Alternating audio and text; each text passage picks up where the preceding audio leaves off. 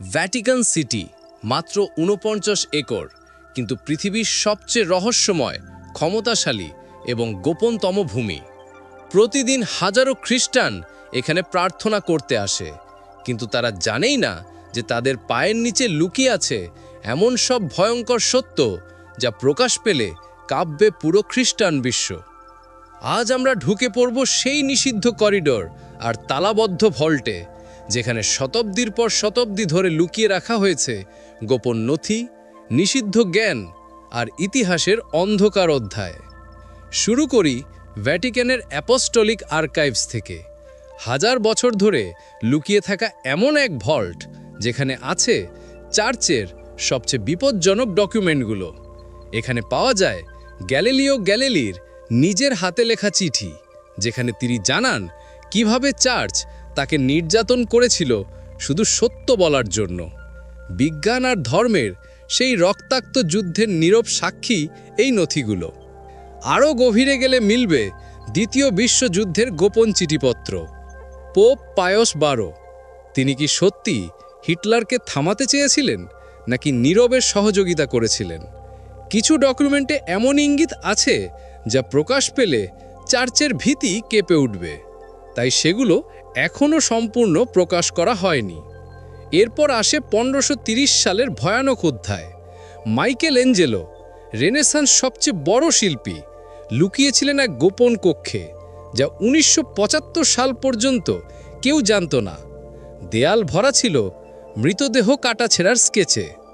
Church যেখানে মানবদেহ কাটাকে নিষিদ্ধ ঘোষণা করেছিল, সেখানে এই কক্ষ প্রমাণ করে শিল্পীর গোপন নিষিদ্ধ গবেষণাকে। কি লুকোচ্ছিল তিনি? কেন লুকানো ছিল শতাব্দী ধরে? এবার নামি আরও গভীরে, সেন্ট পিটার্স ব্যাসিলিকার নিচের ভূগর্ভস্থ নেক্রোপলিসে। মৃতদের শহর, রোমান যুগের গোপন সমাধি, মমি আর দেবদেবতার প্রতীক। কিছু প্রতীক খ্রিস্ট ধর্মের সাথেই মেলে না। তাহলে কি প্রথম যুগের খ্রিস্টানরা গোপনে অন্য ধর্মের উপাসনা করত? এই নেক্রোপলিসের বিশাল অংশ এখনও অনাবিষ্কৃত। সেখানে কি লুকিয়ে আছে অজানা কোনো সত্য? আর আছে মধ্যযুগের ইনকুইজিশনের ভয়ঙ্কর ফাইল। ডাইনি, বিজ্ঞানী, অসংখ্য মানুষকে নির্যাতন আর হত্যা করার বিবরণ।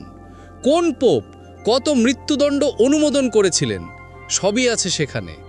এগুলো প্রকাশ পেলে চার্চের পবিত্র ইমেজ মুহূর্তেই ধুলায় মিশে যাবে, তাই সেগুলো গভীর অন্ধকারেই বন্দী। ভ্যাটিকানে আছে আরও এক ভুতুরে সংগ্রহ, মিশরীয় ফারাওদের মমি। পৌত্তলিক মিশরের মমি বিশ্বের সবচেয়ে পবিত্র খ্রিস্টান নগরীতে কেন? চার্চ কি খুঁজছিল মিশরীয় সভ্যতার গোপন জ্ঞান, নাকি এগুলো ছিল কোনো অন্ধকার রিচুয়ালের অংশ? সেন্ট পিটার স্কোয়ারের মাঝখানে দাঁড়ানো ৮৪ ফুট উঁচু মিশরীয় ওবেলিস্ক, ফ্যারাও র্যামসিস দ্বিতীয়র তৈরি সূর্য দেবতা রায়ের প্রতীক। খ্রিস্ট ধর্মের সবচেয়ে পবিত্র স্থানের কেন্দ্রে পৌত্তলিক প্রতীক। গবেষকরা দাবি করেন এটি চার্চ আর প্রাচীন মিশরীয় ধর্মের মাঝে এক গোপন সংযোগের ইঙ্গিত। এরপর আসে সবচেয়ে বিতর্কিত রহস্য, তুরিনের কাফন।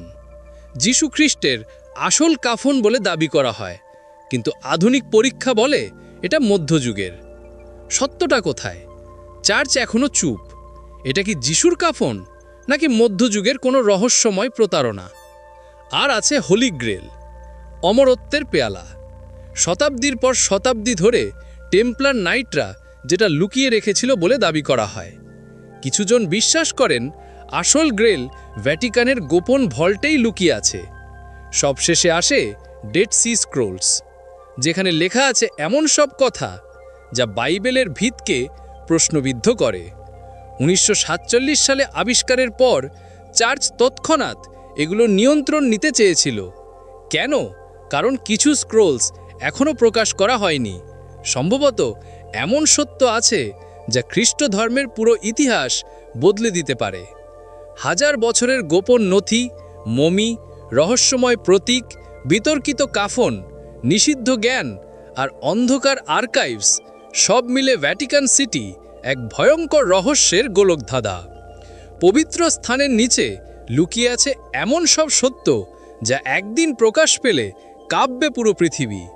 এই ভিডিওটা ভালো লেগে থাকলে তাহলে ভিডিওটা লাইক দাও, কমেন্টে জানাও কোন অংশটা তোমাকে সবচেয়ে অবাক করেছে, আর চ্যানেলটা সাবস্ক্রাইব করে রাখো, কারণ পরের বার আসছে আরও এক অবিশ্বাস্য সত্য।